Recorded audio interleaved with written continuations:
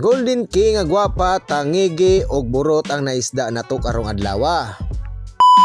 Maayong morning sa tuntanan mga kamaro. Grabe kayong blessing for today's video mga kamaro. Kay ubay-ubay og nakaginansya kita sa itong mga naisda karong adlaw no. Diri na po dayta sa gap nga fishing magsamok-samok mga kamaro. Grabe ka gwapa gid sa mga isda nila diri mga kamaro. Naagi ta nakuha diri nga Golden King no, medyo taas-taas po kay nga presyo. Kuha na lang kitag mahal mga kamaro no, kami medyo nagpigado gid ang isda rong adlaw. Gikan sa 9,000 nga presyo mga kamaro, may nalagid ka nakuha na tog 6,600 ang kahon. Inaani gid ang presyo mga kamaro basta magnihit na po ng tulay. Sabayan pa sa burot nga perti pong mahala, 5,500 ang kahon. Bali nani din quality sa 5,500 ang kahon mga kamaro no. Guwapa pug kaayo mo nang wapod ta kabalibad silang presyo. Gikaluyan pud biya mga kamaro, nakakuha tag tulo ka kahon ani og tulo pud ka kahon nga Golden King. Maayo na lang jud kay nahalin ra pud ayon.